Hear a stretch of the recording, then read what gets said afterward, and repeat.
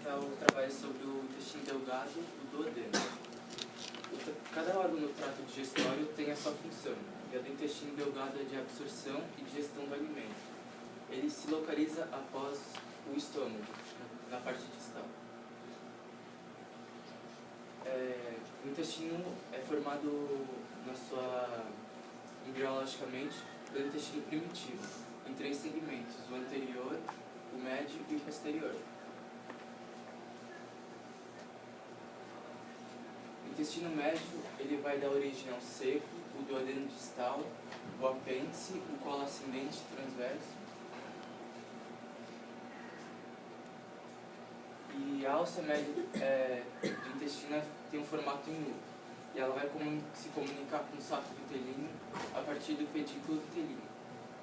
E a alça vai ter um ramo cefálico que vai formar a alça do intestino delgado, o ramo caudal que vai desenvolver o divertículo cefálico. Na 4ª semana do desenvolvimento embriológico, o intestino vai se desenvolver a partir da sua região caudal, o intestino anterior, da sua região cranial, o intestino médio. Ele vai ser suprido pela artéria mesentérica superior. Nessa imagem a gente pode ver a comunicação do intestino médio com o saco vitelino a partir do pedículo vitelino. E nessa imagem a gente pode ver que a rotação vai ser dentro do cordão umbilical. E essa rotação vai colocar o ramo cefálico para o lado direito do abdômen e o ramo caudal para o lado esquerdo. E vai dar o formato característico do duodeno, que é em C. A rotação do duodeno, junto com o crescimento rápido da cabeça do pâncreas, vai posicionar o duodeno para o lado direito da cavidade abdominal. E quando o intestino retorna para a cavidade abdominal, o mesentério vai fixar o intestino na parede abdominal, na sua parte posterior. E o desaparecimento do mesentério dorsal e ventral vai fixar a parte terminal do duodeno na parede também. Aqui a gente pode ver que a rotação vai ser por trás da artéria mesentérica superior. E entre a 5ª e a 6ª semana do desenvolvimento, vai ocorrer a obliteração do duodeno, ou seja, devido à proliferação das células epiteliais, a luz do duodeno vai diminuir. Mas só que depois disso ocorre a vascularização, que a luz do duodeno vai se abrir devido à degeneração das células epiteliais. E com isso ela vai formar a recanalização normal. Porém, em alguns casos raros, 1 em cada 10 mil nascidos vivos, ocorre a obstrução parcial da luz do duodeno devido ao mau desenvolvimento. Isso ocorre na maioria em pessoas com síndrome de Down. Aqui a gente pode ver a diferença entre a estenose e a atresia. Na estenose ocorre a obstrução parcial, enquanto na atresia ocorre a obstrução total do intestino. Sobre a mucosa intestinal, a gente vai ter a camada mucosa e a camada submucosa. Na camada mucosa, a gente vai ter as vilosidades e as microvilosidades para aumentar a superfície de contato. E as criptas de Lieberkühn, que vai ter as suas células absortivas, que são os enterócitos, as células caliciformes, as enteroendócrinas, as regenerativas e as células de Panet. E aqui a gente pode ver as vilosidades e as microvilosidades que estão nas vilosidades. Aqui a gente pode ver a lâmina própria e a célula absortiva. A lâmina própria é constituída de tecido conjuntivo frouxo. E ela possui vasos sanguíneos, linfáticos e nervos. Ela possui o tecido linfóide associado à mucosa. Na camada muscular, a gente vai ter o tecido muscular liso, que vai ter a sua túnica circular interna e a sua túnica longitudinal externa. E as duas vão favorecer o peristaltismo. E existem 4 processos na digestão. O primeiro seria a motilidade, que é a movimentação do quimo e é feito pelo hormônio motilino. Vai ter a contração muscular, que vai favorecer a mistura do bolo e a quebra de partículas menores até a absorção. Na secreção, a gente vai ter as enzimas digestivas, que são hidrolases, que são produzidas pelas glândulas salivares, pelo pâncreas e pelos enterócitos. E o muco, que é feito pelas células caliciformes, que vai favorecer a lubrificação e a proteção. E os hormônios, que são peptídeos, que são a gastrina, a secretina, a colecistocinina e o polipeptídeo inibitório gástrico, e a motilina. O hormônio ele é produzido pela célula de SNED, que são os enterócitos, que é essa aqui, bem dupla. E também tem as células caliciformes que produzem o muco, que são glicoproteínas mucinas. Nessa imagem a gente pode ver que elas estão intercaladas entre os enterócitos e as células caliciformes. O hormônio gastrina ele vai favorecer e auxiliar a liberação de substâncias como HCl para a quebra do alimento. E a válvula pilórica ela divide o intestino delgado e o estômago, e ela é constituída de músculo liso. E ela vai levar sempre uma pequena parte, que é o quimo, até o intestino delgado. Ela, junto com o alimento e as secreções, vai formar o quimo. O quimo ácido, quando entra em contato com o intestino delgado, vai favorecer a liberação de secretina, que vai atuar na válvula pilórica para impedir a liberação de mais quimo ácido, e com isso ela vai diminuir a secreção de gastrina. E com isso ela também vai atuar na secreção de bicarbonato, para reduzir a acidez do quimo. A colecistocinina, a CCK, vai atuar no pâncreas. Ela vai estimular enzimas do suco pancreático e na contração da vesícula biliar. E ela, junto com a CCK e a secretina, vai potencializar essa ação. O polipeptídeo inibitório gástrico ele vai desacelerar a velocidade do esvaziamento do estômago e também vai favorecer a secreção de insulina, dependendo da quantidade de carboidrato que vai estar no alimento. A submucosa a gente vai ter, ela é feita de tecido conjuntivo fibroelástico e ela vai secretar o muco com pH alcalino em torno de 8. E ela possui ductos, que são as glândulas de Brunner, que vão secretar o muco nas criptas de líquido. Aqui a gente pode ver a submucosa e as glândulas da submucosa, e as vilosidades da submucosa também. Na digestão a gente vai ter a quebra química e mecânica. Na química a gente vai ter enzimas digestivas que são secretadas pelo pâncreas e vindas de fluidos do fígado, e mecânicos, como a mastigação. Isso vai ocorrer no intestino delgado, a absorção de alimentos e a digestão. As enzimas do suco pancreático são, na maioria, liberadinhos de hemogênio, que estão sempre na forma inativa. Elas só vão ser ativadas quando elas chegarem no pH alcalino do intestino delgado. O pH do intestino delgado vai ser sempre em torno de 8, e ele vai sempre depender da liberação do bicarbonato de sódio pancreático para neutralizar o HCl gástrico que vem do estômago pela válvula pilórica. Aqui a gente consegue ver na imagem o esquema, que é o tripsinogênio e os hemogênios, né, que são liberados, ambos são na forma inativa. E a entoperipeptidase, que sai da borda escova do enterócito, que é o enterócito, né, vai ativar o tripsinogênio em tripsina. Essa tripsina vai ativar todos esses hemogênios, mais o tripsinogênio, que vai gerar toda a ativação das enzimas, né. A transferência das substâncias digeridas são absorvidas na camada mucosa pelos enterócitos e depois vão passar pelos capilares, sendo reabsorvidas pelo corpo. Os enterócitos são células epiteliais simples cilíndricas com núcleo basal, que possuem as microvilosidades na sua superfície, por isso são conhecidos como bordas de escova. Possuem os filamentos de actina, que mantêm a sustentação, e produzem e secretam as enzimas oligosacaridases e peptidases que atuam na digestão dos peptídeos que chegam no trato gastrointestinal. Aqui, essas válvulas de Kerkin são superfícies são dobras na superfície do intestino, elas são bem maiores que as dobras das células, e elas servem também para aumentar a superfície de contato e para diminuir a velocidade do quimo, né, no caso, na hora da passagem, para que possa ocorrer melhor absorção. As proteínas que são digeridas no corpo humano, elas primeiro vão ser degradadas pelas proteínas pancreáticas, que vão gerar aminoácidos e oligopeptídeos, porque o corpo não absorve, só absorve aminoácidos.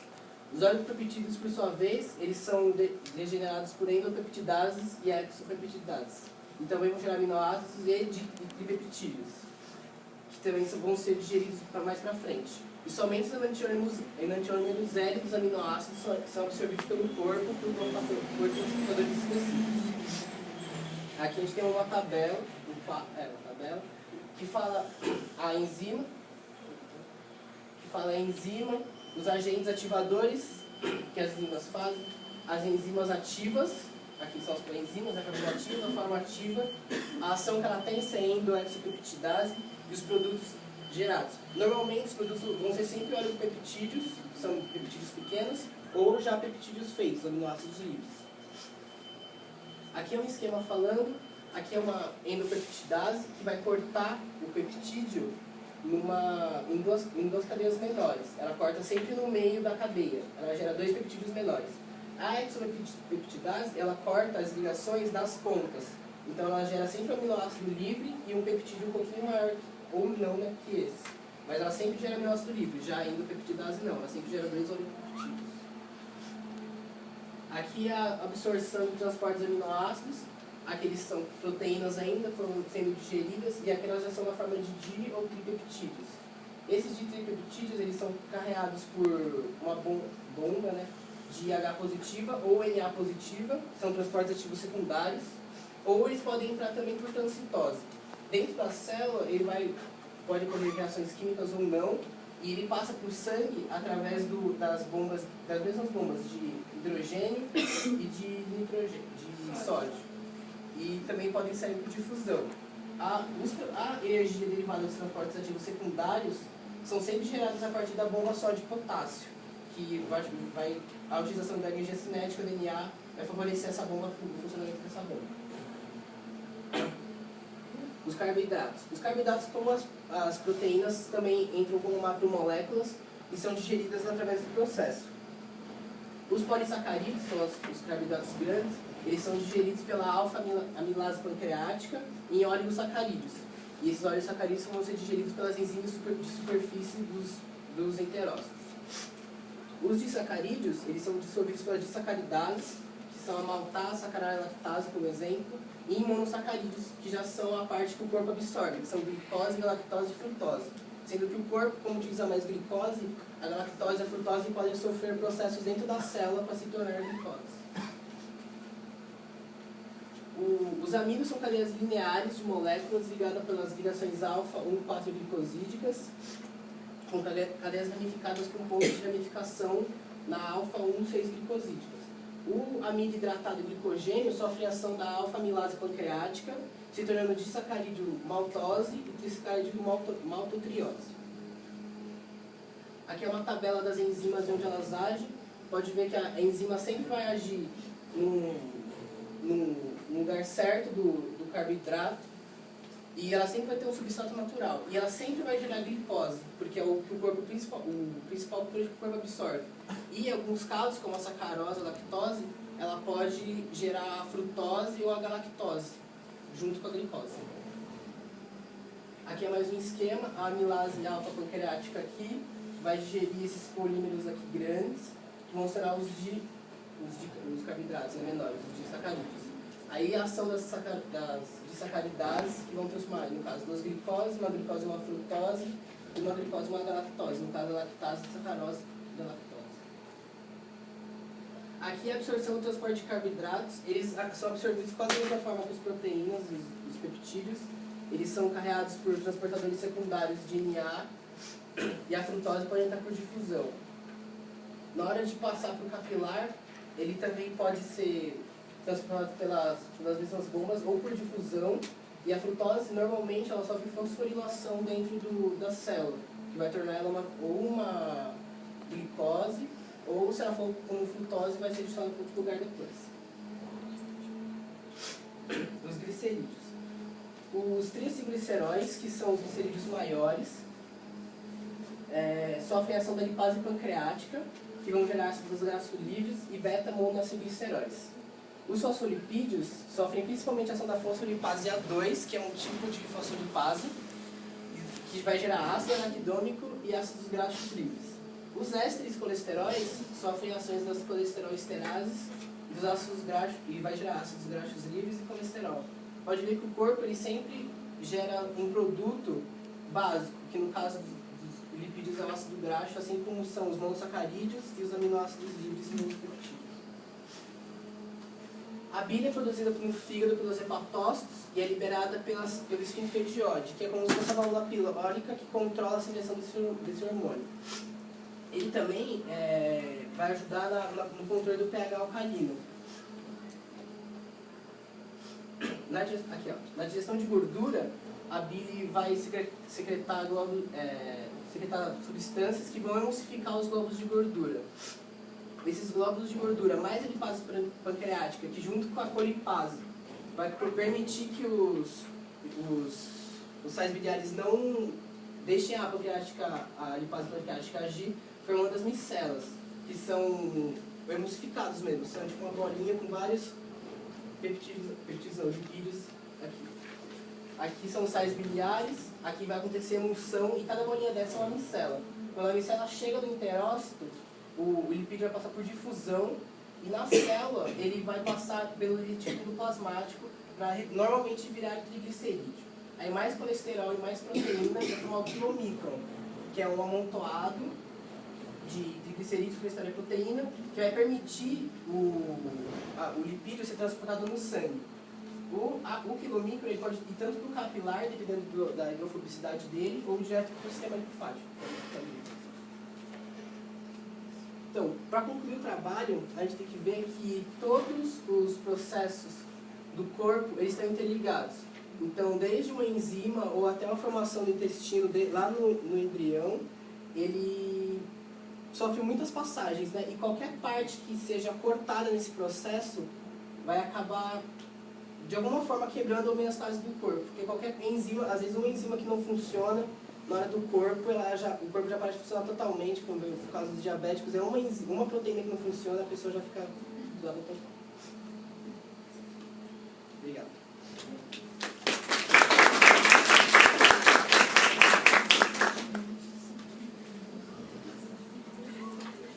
Bom, gente, vamos lá. Se quiserem 17, vamos fazer aqui algumas considerações. Em geral, a apresentação de vocês foi boa. Eu acho que alguns slides, como por exemplo esse último, né, já foi o último, fica mais fácil para a gente falar. Tem muita informação, tá? Letra, fonte muito pequena. Imagina se eu desse um slide desse alto.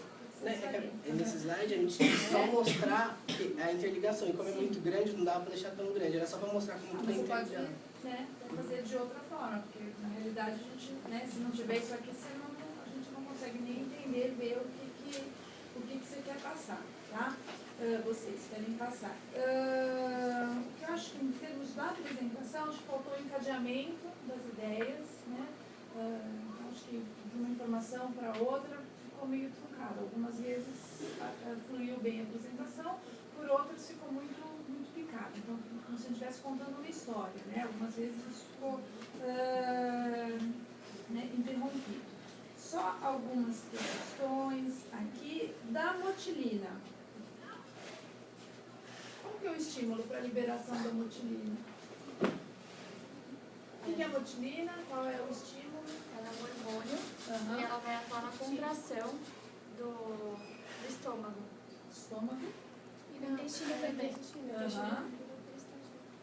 Porque ela auxilia no peristaltismo, e isso vai auxiliar na contração muscular, que vai ajudar tanto na digestão e, consequentemente, na absorção. Certo, mas qual é o estímulo para que a motilina seja secretada? Qual é o fator principal e Quando o alimento sai do estômago e vai em direção ao duodeno, para ela poder atuar no músculo.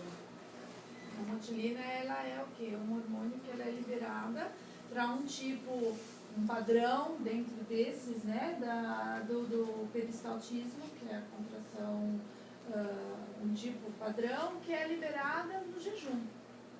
Então, o jejum é o fator principal envolvido na liberação da motilina, porque a motilina tem uma função do quê? De limpeza, especialmente no duodeno, a cada 90 minutos, superior a 90 minutos, você tem ali a contração para que restos alimentares, né, não fiquem parados. Então, o estímulo principal para a liberação da motilina é o jejum, é a ausência da alimentação. Tá? Por que foi falado da gastrina lá no meio da apresentação? Quem que produz a gastrina? A gastrina, ela vai atuar na região do piloro e ela que vai auxiliar nas secreções gástricas no estômago. Então, quando o bolo alimentar vem no estômago, vai juntamente com as secreções. Aí a gente se... E por que só a gastrina? Porque a gente está falando de duodeno. Não, porque quando ela passa pro intestino delgado, ela vai Quem atuar passa? o quimo. O quimo ácido, por causa da gastrina que vai desencadear essa acidez. Ela é um dos fatores, a gastrina, que estimula a secreção de ácido clorídrico, porque não é o único. Sim. Aí quando ela vai passar pro intestino delgado, ela vai acarretar na liberação de secretina. Isso. Então é por isso, por causa do ácido clorídrico que ela libera, que ajuda a liberar a secretina no intestino delgado. Então, aí se falou da gastrina, a gente podia falar de outros também que fariam isso. Porque existem outros que fazem isso, outros hormônios secretados no estômago que também fazem isso, né? Só perguntei por que falou da gastrina, porque tem outros que vocês também poderiam ter falado, tá? CCK, no slide lá vocês colocam que atua no pâncreas e no fígado. O CCK, ele atua na vesícula, na contração da vesícula e no esfíncter de Oddi, não lá no fígado onde é produzida a bile, tá? Já só uma correção ali, deixa eu ver o que mais. Isso aqui, já havia falado da digestão. Acho que é só. De minha parte, é isso. Vamos lá, crianças. É até estranho que essa é a primeira vez desde o terceiro semestre apresentei que eu não tenho uma avaliação biológica comigo, né? A gente sempre fazia de maneira muito integrada com a professora Samara e até agora com o professor Rodrigo e a professora Leite. Com relação à embriologia, eu tenho certeza que a professora Leite vai fazer as arguições pertinentes, mas devido à minha limitação teórica, sempre é muito interessante ilustrações. Quando a gente coloca sequências, mesmo fluxograma de informações em desenvolvimento, é complicado para o indivíduo entender realmente o que está acontecendo. Para a bioquímica, isso aí resolve, porque você tem uma representação esquemática, você tem a hidrólise de uma determinada substância e consegue ver o produto formado. Para a embriologia, eu vejo com ressalvas. Depois que nós tivemos a apresentação dos IDs do terceiro A, eu imaginei, vocês sempre se conversam, todos os trabalhos têm um objetivo. Eu senti muita falta do objetivo do trabalho de vocês. Qual é o objetivo do trabalho de vocês? Eu não tenho objetivo nem aqui, nem aí. Qual é o objetivo do trabalho? A atuação do duodeno, né? Tanto na digestão quanto na absorção. Mas principalmente na absorção. Isso. Só isso. E a importância das enzimas do hormônio para acontecer a absorção e a digestão. Com esse objetivo, onde é que fica a embriologia? Mostrar como é que é formado. Mas é para mostrar a formação. Então, olha, era muito importante, sempre você colocar um objetivo no trabalho. Você pode ter um objetivo geral, onde você fala, de um modo geral, avaliar as principais funções e desenvolvimento aí do duodeno, não sei, proposto pelo grupo. E depois colocar alguns objetivos específicos. Porque como é uma revisão bibliográfica, você norteia o desenvolvimento pelos objetivos. Quando a gente não põe um objetivo, não dá para concluir. Por isso que a conclusão foi daquele jeito. A conclusão responde a pergunta do objetivo. Se você não tem um objetivo, claro, a conclusão ela não vai ser boa, nunca. Então, sempre foque em ter um objetivo, tá bom? Achei a estrutura da apresentação um pouco difícil de acompanhar, porque algumas informações vinham, depois voltavam, depois vinham novamente. Com relação a enzimas, as enzimas apareceram, depois mais para frente elas apareceram com a atividade hidrolítica específica. Eu acho que a gente poderia já, falei das enzimas presentes, já dizer o que ela faz. Falei das enzimas presentes, já falar o que ela faz, tá bom? Senti falta da acetilcolina. Ela tem alguma relevância nesse processo? Quando a gente fala de motilidade do trato gastrointestinal? Sim. Quando a gente lê alguma coisa relacionada à motilidade do trato gastrointestinal, a gente sempre tem alguma coisa relacionada ao parasimpático, né? Não sei, senti muita falta da acetilcolina. Porque ela é um mediador químico importante nesse processo. Excesso de frases, a gente pode fazer alguns textos, não de forma um parágrafo, mas alguns fluxogramas de informações, porque invariavelmente, se você tiver a frase, você vai ler a frase. Se você tem uma caixinha, uma flechinha, outra caixinha, você é compelido a dizer algo entre essas caixinhas. Entendam sempre de forma positiva para a gente fazer os ajustes para as próximas. O pH da região do duodenal sempre é 8? Vai depender. Pode ser entre 8 e 9, mas ele tem que ser neutro. 8 é pH neutro? Não, aí é básico. 8 e 9 é básico, não. E outra coisa, o material acabou de chegar da região gástrica, não é? Em algum momento você pode ter um pH menor que 8. Então, o pH dessa região ela pode variar. Claro que a secreção de carbonato é importante para a neutralização, tá? A tripsina, ela pertence a qual classe de enzimas? É uma hidrolase. Todas as enzimas relacionadas ao processo de digestão de proteínas são hidrolases. A absorção que foi solicitada pela biofísica acontece no duodeno? Também. Mas ela acontece normalmente mais pra frente. Mas no duodeno também acontece. Você fica repousando agora que você já falou muito na apresentação. Deixa o pessoal que não falou. Na realidade, pois é, não. Principalmente na região ileal, tá? Então, acho que a gente poderia ter falado ao longo da apresentação, porque aqueles mecanismos de transporte de absorção de aminoácidos, os glúteos, o SGLT, eles estão principalmente presentes na região ileal, quando você tem um excesso de microvilosidades. Teria sido interessante. Eu sei que foi uma solicitação da biofísica, é importante, mas do jeito que foi explicado, parece que tudo acontece lá. E não é bem assim, né? Quando você for falar de processo de digestão, não diga que o nutriente é degenerado. Degeneração na área biológica tem outro, o código genético, inclusive, pode sofrer, não é? Então, não, é degradação. Nesse caso específico, você pode, inclusive, falar de hidrólise. Você falou uma coisa muito legal, Rafaela, a classificação das enzimas relacionadas à digestão de proteína.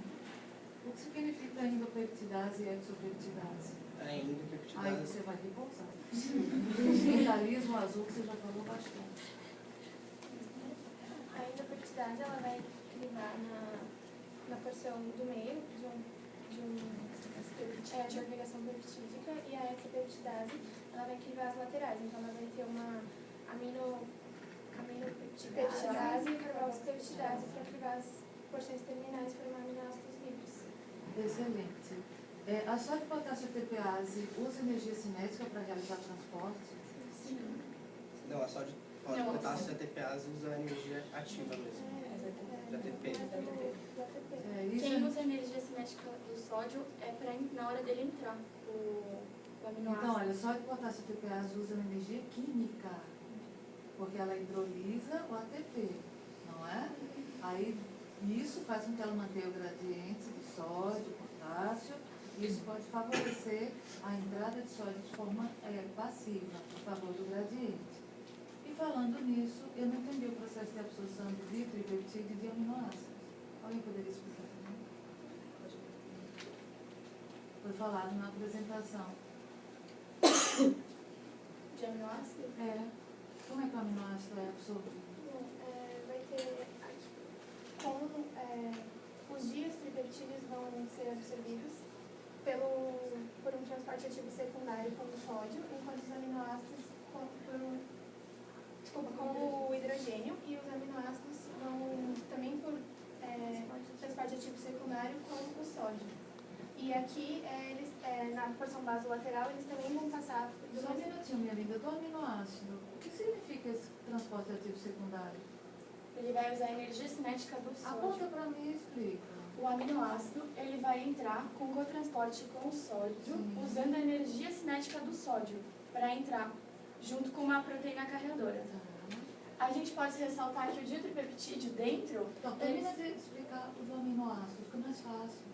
Aí o aminoácido, ele vai sair por contratransporte com o sódio, numa proteína carreadora também, por causa da bomba de sódio e potássio. Pois é, sabe o que eu acho? Eu acho que esse esquema não ajudou nada à apresentação. Tem uns esquemas relacionados à absorção no Devlin que eles são mais simples de explicar, porque a entrada, ela depende do sódio mesmo, a saída do aminoácido não. Não, esse esquema ele não está correto.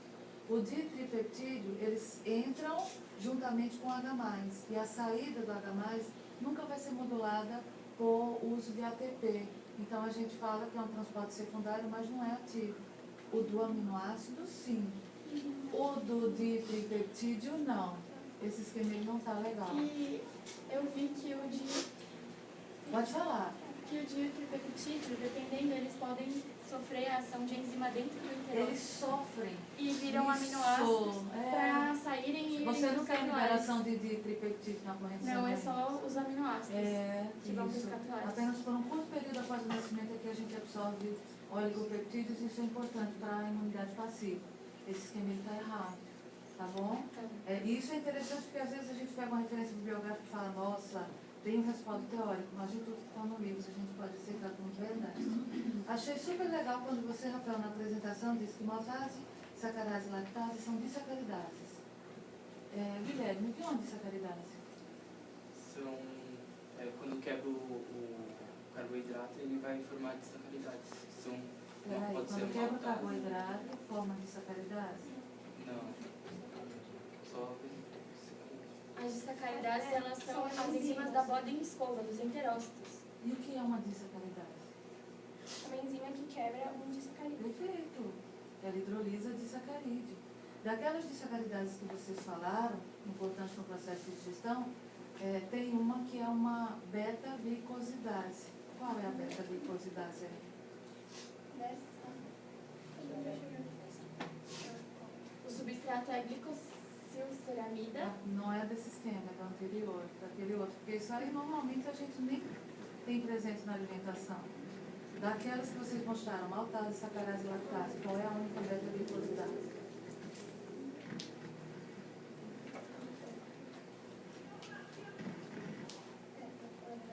Qual é? Uma beta-glicosidase hidrolisa a ligação beta-glicosídica. Qual é a única beta-glicosidase aí? Por isso que eu pedi para a gente fazer aquela atividade dos disacarídeos. A lactose é o único disacarídeo que tem ligação beta-glicosídica, que efetivamente a gente consegue digerir. Senti falta de uma estrutura de micelas. As micelas, isso aqui, não, as micelas... Aqui as micelas, não dá nem pra mexer. Né? O que é uma micela, então, tão bonita? Ela são os lipídios, quando eles vão cair emulsificados. Não, o que é uma micela, de modo geral? Aí você está falando de uma emulsificação, mas micela. nem sei. E próprio que eu estou perguntando isso, porque aquilo micro também é uma micela. Não é um monte de proteínas, fosfolipídios e TG juntos. Então a micela você pode formar com sais biliares, você pode formar naquilo micro. O que é uma micela? É como o lipídio é transportado. Defina a micela. É um glóbulo de gordura. Quando ocorre a emulsão, assim, Peraí, só um pouquinho. Micela é um glóbulo de É o gordura? monoacetilcolesterol. Não. Micela é uma estrutura esférica formada por substância anfipática em meio aquoso. O que pode formar micela pode ser sais biliares, é verdade. Pode ser fosfolipídio naquilo micro.